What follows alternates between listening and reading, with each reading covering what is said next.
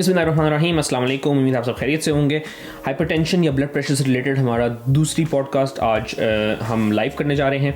इससे पिछली पॉडकास्ट में मैंने डिस्कस किया ब्लड प्रेशर क्या चीज़ है और उसकी वजह से क्या क्या मसले मसाइल हो सकते हैं।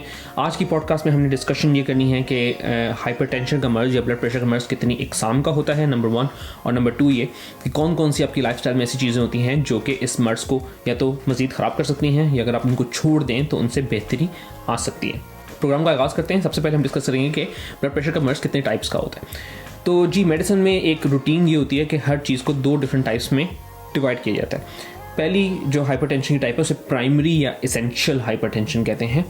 ब्लड प्रेशर का ऐसा मर्ज़ जिसमें आपको कॉज का पता ना हो, जो मल्टी फैक्टोरियल होता है, इन्वायरमेंटल, जेनेटिक, खाना पीना, आपका लाइफस्टाइल, बहुत सारी चीज़ें उसको अफेक्ट करती हैं, उसको कहा जाता है एसेंशियल हाइपरटेंशन। इसकी कोई डेफिनेट कॉज किसी को पता नहीं होती, लेकिन कुछ चीज़ें ज़रूर होती हैं जो इसको रिस्क इसका इंक्रीज़ करा देती हैं। प्राइमरी हाइपरटेंशन बहुत कॉमन है। सबसे कॉमन जो हाइपरटेंशन ब्लड प्रेशर का मर्ज़ है वो प्राइमरी हाइपरटेंशन है। 80 to 90% जो लोग होते हैं उनको ब्लड प्रेशर जो होता है वो प्राइमरी हाइपरटेंशन ही होती है।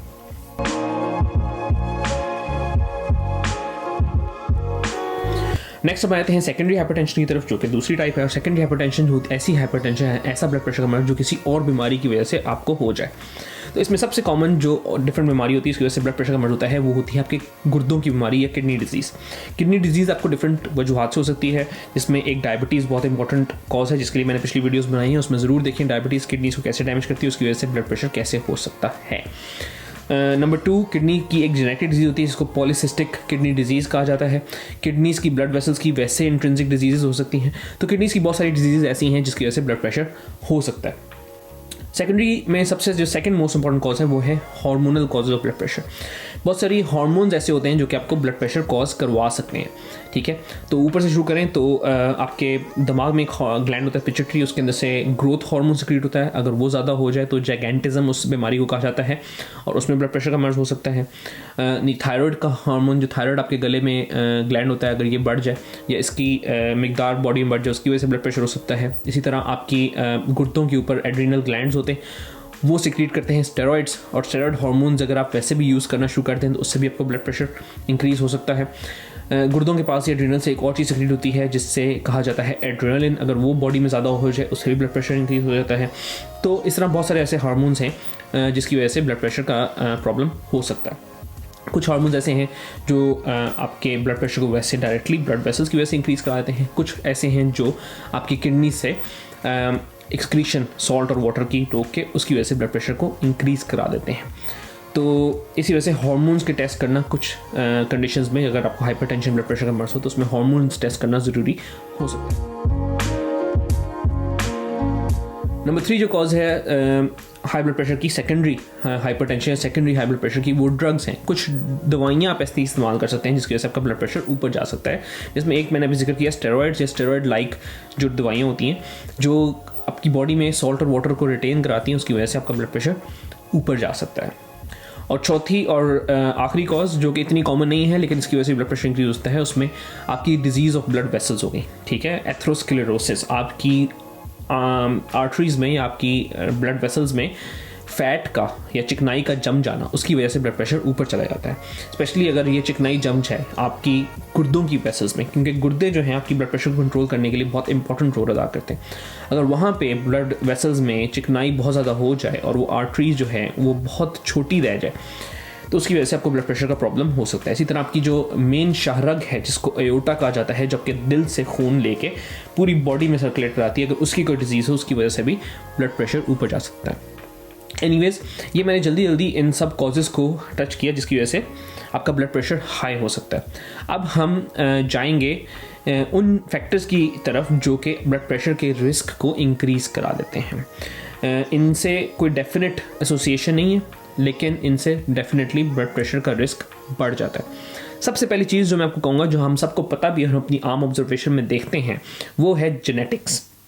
अगर आपकी फैमिली में ब्लड प्रेशर का मर्ज़ रन करता है तो चांसेस ये हैं कि आपको भी ब्लड प्रेशर हो सकता है। और इन्हीं जेनेटिक्स की वजह से एथनिसिटी, आपका रेशियल बैकग्राउंड जो है वो भी डिटरमिन करता है कि आपको ब्लड प्रेशर होगा या नहीं होगा। इसी वजह से इंडियन पाकिस्तानी लोग, अफ्रीकन ओरिजिन के लोग और जापानीज़ ओरिजिन के लोग, इन 3 रेसेस में ब्लड प्रेशर बाकी रेसेस की निस्बत यूरोपियन अमेरिकन रेसेस की निस्बत ज़्यादा पाया जाता है और उसमें भी जेनेटिक्स का एक अहम रोल है। नंबर 2 हम चले जाते हैं एज में। मोस्टली ब्लड प्रेशर का मर्ज़ आपके सामने आता है 30-40 साल की उम्र के बाद। जैसे जैसे आपकी उम्र बढ़ती है आपकी बॉडी और ब्लड वेसल्स के अंदर फैट की डिपोजिशन इंक्रीज होती है और उसकी वजह से ब्लड प्रेशर जो है वो बढ़ना शुरू होता है। आपकी वेसल्स जो हैं वो फ्लेक्सिबल होने के बजाय ज़्यादा से ज़्यादा नैरो भी होती जाती हैं और साथ साथ उनकी फ्लेक्सिबिलिटी कम हो जाती है, इस वजह से प्रेशर्स उनके अंदर बढ़ जाते हैं।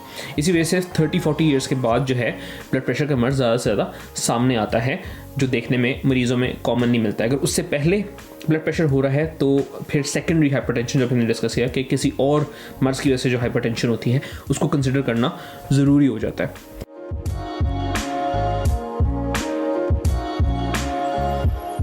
लाइफस्टाइल, तो लाइफस्टाइल में अगर आप एक्सरसाइज करते हैं, चलते फिरते हैं, आपका सेडेंटरी लाइफस्टाइल नहीं है, आप सिर्फ ऑफिस वर्क नहीं करते बल्कि थोड़ी बहुत एक्सरसाइज करते हैं, तो आपका ब्लड प्रेशर हाई होने का रिस्क कम हो जाता है।